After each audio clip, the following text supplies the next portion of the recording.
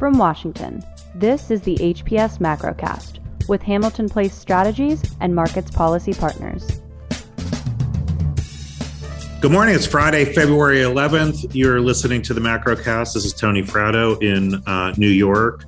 Brendan Walsh, Markets Policy Partners, is in the DC metropolitan area. John Fagan is not with us today. He's traveling, but we do have my old friend, former colleague, the great Brai Odion-Esene. Brai, it's just awesome to have you with us today. I'm so glad you were available to join us. Brai, in addition to his former stint at Hamilton Place Strategies, is a longtime reporter covering economic policy, bureau chief in DC with Market News International, covering Treasury and the Fed and all big financial, economic, monetary policy issues in DC.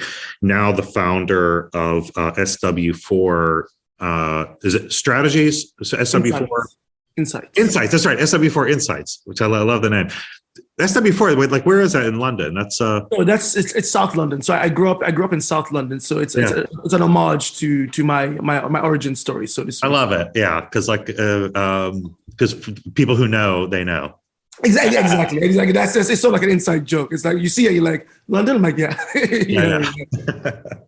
Awesome, Brai. Thanks for joining us. Hey, so look, and I'm so glad you're available because issue of the day, of course, is inflation and the Fed and how the government is trying to deal with this big political problems. In fact, in some ways, I think it's a bigger political problem than an economic problem. That's sort of been my view on this, is that the economy is actually doing really well. Growth is strong, job creation is strong.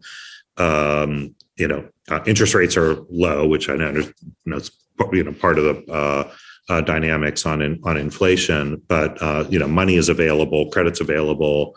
We don't have the kinds of problems that you think about if you describe a bad economy.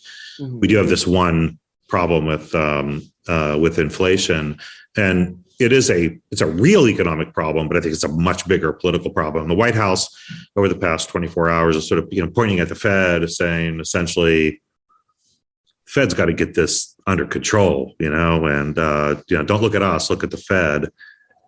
Fed kind of feel like that's also one of those beware what you wish for. There are just very few things that they can do. Well, you're right. Like, beware what they wish for, because they only have two tools, which we can get into some of those tools. But the peak in inflation interest this week, inflation interest this week, and Fed outlook this week were CPI numbers that came out. Brendan, you would sort of remind us what those numbers were. Yep. So it was the consumer price index, and on a monthly basis, the headline rate was up 0.6%, as was the core rate, and the market was looking for them to be up 0.5% on a monthly basis. So that equates to headline inflation being up a whopping 7.5% on a yearly basis from 1 year ago, and the core rate being up 6%. The monthly one is probably more interesting than the yearly one, because the yearly one, we know what happened the last 11 months. Yeah. We also are coming from a year ago where inflation was incredibly low. So that's part of the reason why the year over year inflation rate is so high. But in normal times, the headline and core rate would be up 0.1 to 0.2%. So it being up 0.6% is clearly much higher than in normal times. And a lot of this has to do with it's kind of interesting because it's the end of the year. This was the January one. They rebase the weights, and they rebase it based on how much we spent on things in the year before. And because of the pandemic, we spent a lot more on goods than we did on services. So the weights for 2022 are going to have higher weightings for goods and things like, used cars. We bought a bunch of used cars and basically everything on Amazon. And we didn't go to groceries. We didn't go to restaurants and to Disney World. So services are down. But that'll probably hurt. That'll probably in the very short term, next few months, make inflation maybe a little higher. But as Tony, you were saying, I think the economy is doing good, and knock on wood, the Omicron wave is ending, and maybe mask mandates are leaving, and maybe we can return to normalcy. So then you could actually see the goods prices normalize, which then, with them being higher weighted, would also help in bringing down inflation quicker. Yeah, I want to come back to the dynamics on that, because I just think this is crazy. Let's come back to it. I want to get Brai's take on how you're thinking about what the challenges ahead of the Fed right now. But put a pin in that, Brenda, because I have real questions on waiting. Yeah. Well, I mean, so my 2 cents on this is that I do think the Fed is between a rock and a hard place, because in my opinion, I don't believe the what's fueling inflation. It's not a demand side problem, right? Yes, we are ordering a ton of Amazon, and Instacart, etc. But I don't think that's what's driving prices up. I do believe it's mainly down to the supply chain issues and the difficulty getting stuff, from Asia through the ports in LA and Long Beach and wherever else onto shelves, right? And I think as a result of that, you're seeing a lot of companies, whether it's like grocery stores, etc., raising prices to compensate for that. Yeah. And let's not forget, a lot of businesses went through a year, meaning 2020, of 0 to no revenue. Yep. So they're trying to catch up, right? And how do you what's the fastest way to catch up? You raise your prices, right? You know what I mean? And so I don't know how. Yeah, you spent 2 years cutting them or not selling anything. Yeah, exactly. So, if you're an airline and you've been giving away plane tickets, right, all year, you need to make that money back. So that's such an important point, because we're focusing on what changes from month to month by forgetting that for 2 years prices were very, very low. So we almost shouldn't look at it on a year-over-year basis. We should look at it on a pandemic basis. Yeah. So really the last 2 years, Yeah. Exactly. Sorry, go on. As prices were low in certain sectors, right? I mean, in certain sectors, yeah. And then others, they were out exactly, of and so and I think, Brendan, you mentioned used car prices as one example earlier on, and I just don't know how the Fed raising rates will solve for some of these things. I 100% agree. The reason used car prices are up is because we didn't produce any new cars. So, and you didn't want to ride public transportation, so everyone bought every used car. Yeah, exactly. How is raising rates going to help Ford build more cars? Yeah, and so I think the administration or the White House, basically passing the buck to the Fed to say, hey, inflation's high, fix it. It's no, there should also be things the government should be doing to loosen up these supply chain bottlenecks, to again address the chip shortage, etc. That will in turn hopefully cool down some of these price increases we're seeing. I just don't think raising the Fed funds rate 25 basis points or 50 basis points or whatever it is going to automatically fix the inflation issue. Let me ask you about one area where it could have. I think you're absolutely right in terms of things like auto sales, right? I mean, no question about it, right? Raising auto loan rates isn't going to have that's not the problem. I mean, rates aren't the problem in car sales. People need cars, and there aren't enough cars, and so specifically in the used car market, home sales is a different place, right? And that has been a component. Rent, the rent component of CPI is real, and we do know that cheap money inflates home prices, right? Because you can buy more home for the same amount of money. So sellers aren't stupid; they raise the price of the same size home, and so home prices go up. So we know that is a thing, right? And we know that of the two levers, we have interest rates likely to rise. We also know that the Fed in its last statement indicated that it is going to start withdrawing support for agency paper for Fannie Freddie paper. So mortgage market support is gonna come off. If home prices cool, we could see that as having an impact on on inflation, right? I mean, I don't know how long it takes for that to feed into general prices, but that is a real component of inflation, right? Yeah, it's the largest of CPI and it's the top three in the PCE price index. Yeah, and I think if you look at it from a knock-on effects perspective, I mean, there's a reason why the housing market for the longest time was such a big chunk of economic activity. Because, for example, as someone who bought in the past year, you don't just buy the house, you buy furniture, right? You buy appliances. It's like there's all those other things you have to do once you buy the property, right? So to your point, Tony, I do think I agree that once you cool down housing market activity, that in turn will affect demand for a lot of other things. And so if you're like a Home Depot or whatever, if you're not seeing as much foot traffic for certain things, you might be persuaded to lower your prices to try and see if you can like use that to get folks back in the door. So yeah, it is possible that might be one way to cool things down. I just don't know by how much. Given who the folks who have been doing the buying, right? And we still do have a shortage of housing. And it got even more exacerbated because it's just hard to hire people right now and find the lumber to build it with. Yeah, which may turn out to be a blessing in a way, right? I mean, we dealt with I think you're right. With high prices. Look, I mean, you always want to see the market respond and not have sort of unnatural limitations on producers being able to respond to demand and price signals when they see it. That's a well-functioning market. At the same time, it is a market that is prone historically, catastrophically, about 15 years ago, but is prone to overinvestment in response to price signals.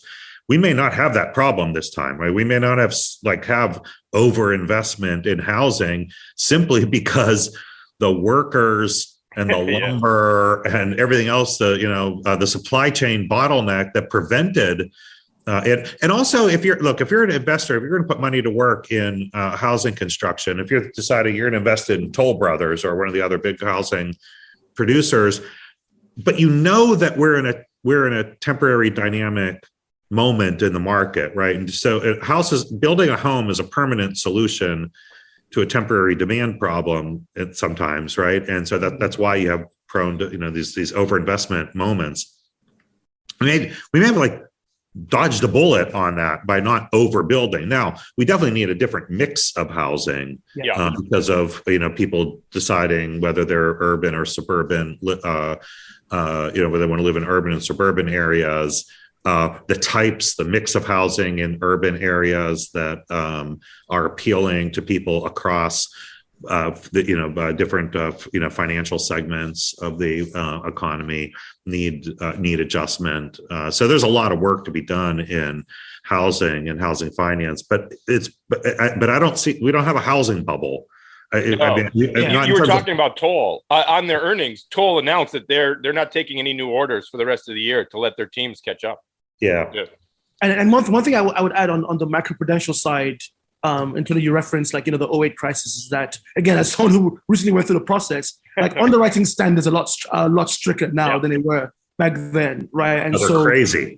I felt like I was applying for a job at the CIA, given how much paperwork I had to submit and how much detail they wanted. So I do think even though the market has been hot, I feel somewhat confident that everyone who's bought has gone through the ringer to get that loan, and it's less of the zero money down, lie on your application sort of thing that we had in 2008. I think it's been a lot more vetted process now. It's pretty much the only place you can't lie anymore, right? I agree. Yeah. You can lie a lot of places. You cannot lie on a mortgage application anymore.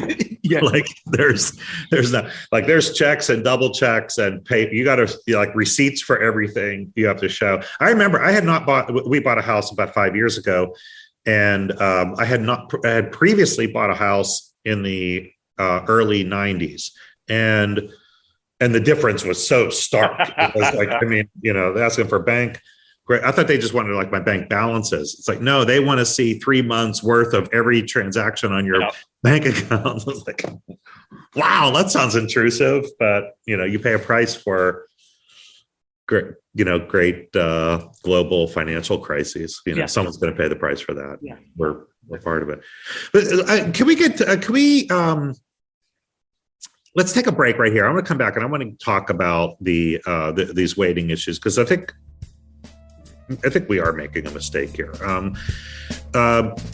You're listening to the Macrocast. We'll be right back. HPS is hiring full-time public affairs associates and analysts. We're seeking entry-level associates and analysts to join our dynamic team. Associates have immediate client exposure and opportunities for professional development while working in a fun, fast-paced, and challenging environment. Recent graduates or applicants with up to 3 years of postgraduate work experience are encouraged to apply. Learn more and apply today at hamiltonplacestrategies.com/careers. All right, back on the Macrocast. Brendan, you mentioned this weighting issue, and I just as you were noting it, an image flashed in my mind of this is true, of horses literally fleeing out of the barn and then somebody closing the door, right? Because I'm thinking they're reweighting now at the moment when we know that demand is shifting from goods to services. And we know it even just from Disney reported earnings this week, right? Yeah. Disney reported a record attendance at its resorts. Yep. Right. Uber just crushed it. People are getting back in Uber. Yep. Yeah. Look, we are clearly, we know with our eyes and now from earnings reports that the shift is happening from goods to services, and now the weighting is shifting from services to goods based on a backward look into COVID land. And I agree. And in my old job, I had a model. So I'm not an expert on inflation, but I am kind of an expert on the way that the CPI is produced and the methodology of it. I had a model that broke it down into smallest 312 pieces. And in my opinion, what's going on right now is not, PhD inflation. It's not supply and demand. It's because we had a disruption in the supply chains. And also we changed the way we bought things. We bought a lot more goods than services because we didn't go outside for 2 years. That we just have to work our way through it. And very interesting, the New York Fed agrees with me. They have, they're doing this. Instead of trying to build a model to predict inflation, they're going through it and seeing which pieces of the CPI are inflated or deflated, and then tracing that back to their supply chains and seeing, are we producing more beef? Because, if you go to a steakhouse, it's really expensive to buy a steak because we didn't sell them for a year, and what they're finding is, really, we're past the worst of it, and the supply chain bottlenecks are starting to break, or to loosen up, and that is also lowering the price of these goods that have been so out. The Manheim Index measures used car prices, and for the first time in 2 years, it went down in the month of January. Went down only 1%, but used car prices are supposed to go down. They're not supposed to go up. I think what you've laid out just shows the importance of people not just taking. And don't get me wrong. As a reporter, I covered a lot of BLS data in my time. Let me say this: they're the best. Those guys are so good. They're so good. I don't have a better way of doing it. It's really. I'm impressed. This is not a criticism. This is not. There are methodological quirks to any time you're going to try to measure something like inflation in the largest economy in the world. Yeah, let me stipulate this: BLS are the very best people on the planet. This is, I'm not exaggerating. The best people on the planet to tackle this challenge. There is no one better. No one has a more complex economy, bigger numbers to deal with. Don't get me started on the Chinese, right? It's the BLS are the best. So I'm sorry, Brai, I didn't mean to interrupt you. No, that's fine. Yeah, no so criticism of it. So that's our BLS disclaimer, right? We're not taking shit to BLS. But I do think sometimes, especially linking it back to the political discourse, we have a tendency to take the BLS data as standalone gospel. I right? agree. If whatever the headline number is, that's the reality, and we ignore the underlying, what's underneath the hood. I think we need to encourage people that, hey, yes, take a look at the data, but don't just look at the headline number. Look beneath that. And I think you get the regional Fed banks who do this. You get a lot of think tanks out there, the Brookings, et cetera, of the world who do this. You get a lot of private sector folks, both Wall Street banks and other shops who also do this. I think it just shows the importance of marrying. You're right. Data. But also, that doesn't make it onto the NBC nightly news. No, it does not. 7.5%. Yeah, exactly. It's not sexy enough. No, for the prime. It's only wonks and dorks like us. Yeah, who are like, you're miscalculating. That's not. I know. Even just telling people like what core is, like, wait, what do you mean core? I know. What is core? So yes, I think that's part of the problem is that, and the PCE price index has different weighting, so it's going to be lower than the CPI. yeah. So it's like you lose people, their eyes glaze over, and they're like, why are you still talking? Go away. So I think, Tony, by looking back to the political issues that the Fed is facing, this is part of it. Is that, you see, like yesterday, I remember I got 50 alerts from the Washington Post, New York Times, saying inflation up, record rate in 40 years, right? And so if you're the average person on the street who sees that, all you think is, oh crap, things are bad, right? And you miss Brendan's point about, well, there's certain things that are driving this increase. It's not everything. Right. It's obviously. Yeah. And also, we haven't had any inflation for the previous 40 years. By the way, can we give some credit for 40 years? If it was 2.5%, we would also be able to say it's the highest inflation rate in the last 40 years. Well, I mean, do you guys remember there was a period when some Fed officials were actually saying out loud they wanted to run inflation hot? Yeah, let's run inflation for that was their goal for the last 15 years. Yeah. The failure of the Fed that we occupied ourselves with for a good decade was its inability to meet its policy target rate. Yep. Right. That was the failure, and the fear of slipping into deflation. That was the overriding concern. How do we break out of this?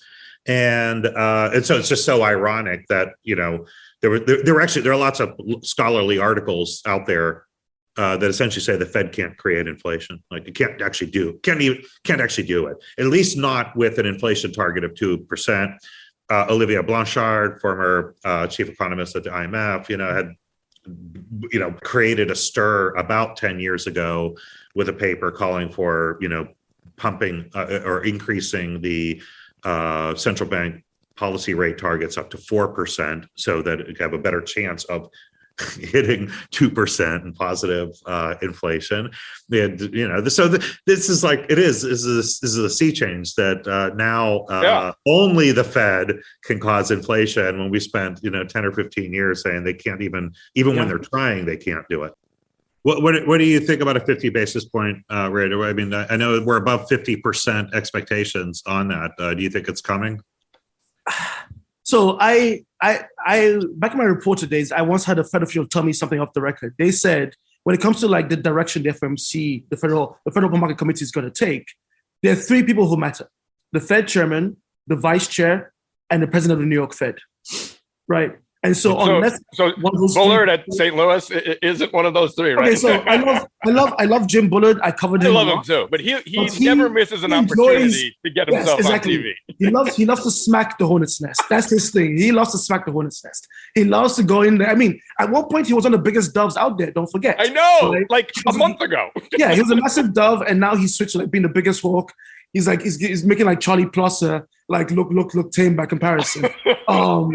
But I just think that until Jay Powell or I guess Lil Brainerd, until either one of those two signals that they might want to speed things up, I still think it's going to be 25 basis points. I just think the Fed doesn't like surprising. Especially for the first one. Why would you risk that? It doesn't really have that big of a macro effect, but it could have a huge, especially market effect. Yeah, I mean, if you do 50, it's a signal. The market's going to it's all about signaling, I think. And I think they will only go 50. And don't forget, we still have the February CPI report to come. Yes, before exactly. the March meeting.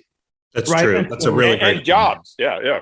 Yeah. And so I think if the month-over-month number for February is still in the 0.6, 0.7 range, then you can see, okay, this pace of inflation is not slowing down. It's maintaining its high speed, and then they might consider doing more. But I think if we see a dip in the February CPI report, the case for 50 basis point hike is like not. Yeah. Well, I mean, yesterday there was rumors going around that they would do an intermeeting hike. That's I don't see that. No, not unless they want to just scare everybody. Exactly. Yeah. I mean, the last intermeeting action we had on the Fed funds rate was March 2020, right? And yeah. There was good reason for that. Yeah, March 3rd of 2020. I remember well. In fact, that was Super Tuesday. Yeah.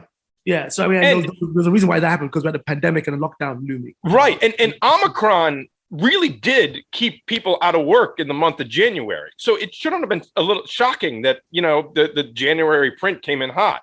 Let's take a deep breath and see how February and the beginning of March go. And by all accounts, things have returned to normal, and a lot of those problems don't exist right now. Yeah, absolutely. Hey, let's take a break here and come back and just see what other signals we're getting from out in the real economy when we get back on the Macrocast. Check out HPS Insights, a regular podcast from Hamilton Place Strategies, bringing you the latest on policy debates affecting the business and political communities. Available on the HPS podcast channel on your favorite streaming platforms, including Apple, Spotify, and Google. Tune in to the latest episodes and learn more at hamiltonplacestrategies.com/podcast. And we're back on the Macrocast. Brandon, we've had some interesting earnings. It's been an interesting earnings season overall. We had some interesting reports this week. Also, I mentioned Disney earlier, sort of reversing the conventional wisdom in streaming. But they're of course their business model is much broader than just streaming. But and it was encouraging. People are returning to the both cruises and the parks, so that's encouraging. This earnings season has been very volatile. Stocks have moved. One report, either positive or negative, is shockingly moving the entire market. But this week has been a pretty good one. Disney was good. We had Coke and Pepsi, which is also very interesting. Their earnings were very good, but they did give a little bit of warning that their prices are going up in 2022, their input prices on inflation.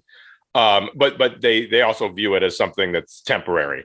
So in terms of the overall data, so we've had 81.3% of the S&P report, and earnings are beating by an average of 5.7%, with 72% of companies topping projections, which is that's pretty normal. We always companies know what the consensus expectations are, so they guide it. So if you miss, something really went wrong. Misses are real. Misses are more real than toppings, right? Yeah, but we made it through we've made it through the big market moving ones. We were talking about it last week with the Netflix and the Amazon and who was the one that big Google did good, and Apple was good. Who had the big miss?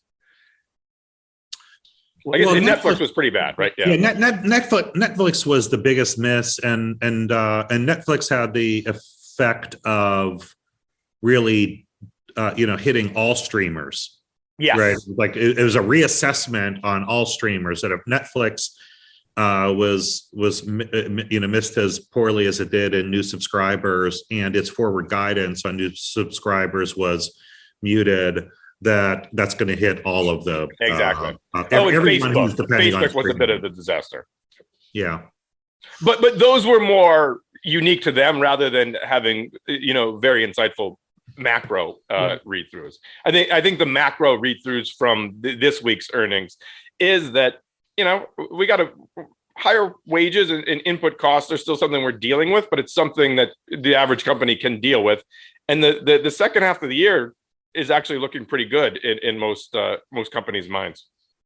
Yeah, I think it's one of those things where I like to look at Disney's for lots of different reasons, but one is because of the breadth of their market, right? Like we were talking earlier about goods and services, and they're and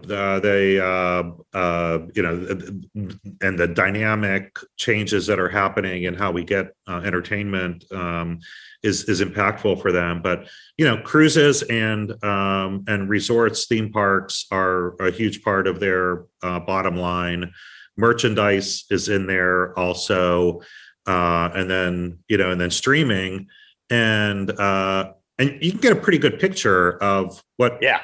Right, about what consumers are doing. Americana, yeah. Yeah, by just taking a look at Disney, and all their properties, whether ESPN and ABC and others in there also. You can get a pretty good insight into if you were gonna pick one. Like, I would rather look at them than Netflix, right? Netflix, 100%. Yeah, that's just too narrow. The other one I always look at is, Visa and MasterCard, and both of them had very good earnings, but it was especially because their cross-border transactions came in much better than expectations. And that's a great sign. Yeah. People are traveling internationally. It's good. I'm getting ready to travel internationally too. I'll be in Europe and I'll be in London, Paris, and Brussels. They're in the second week of March. For work or for fun? Maybe I'll try to do the show from Brussels. Oh, that'd be great. Yeah, let's plan on that. That'll be fun. Yeah.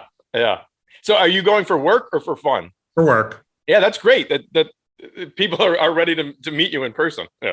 Yeah, it's great.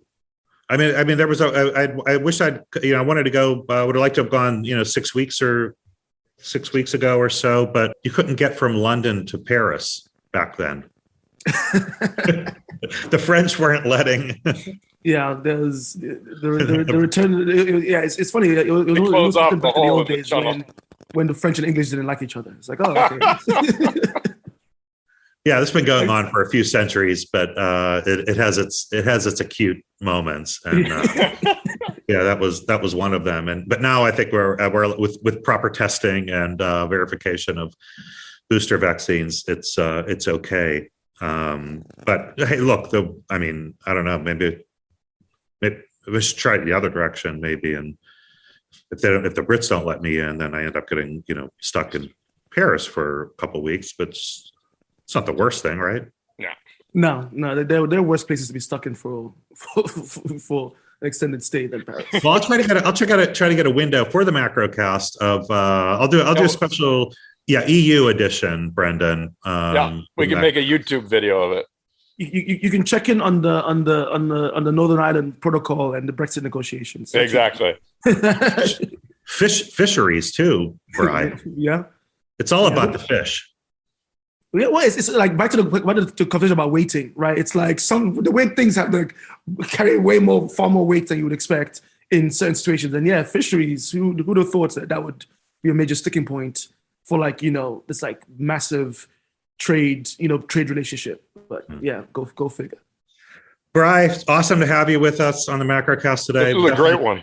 Yeah, I would love for you to be back with us. Yeah. We'll find opportunities. Yeah. But appreciate it, Brendan. Give my best to John. Have a good weekend. Have a good weekend. Thanks, guys. Thanks.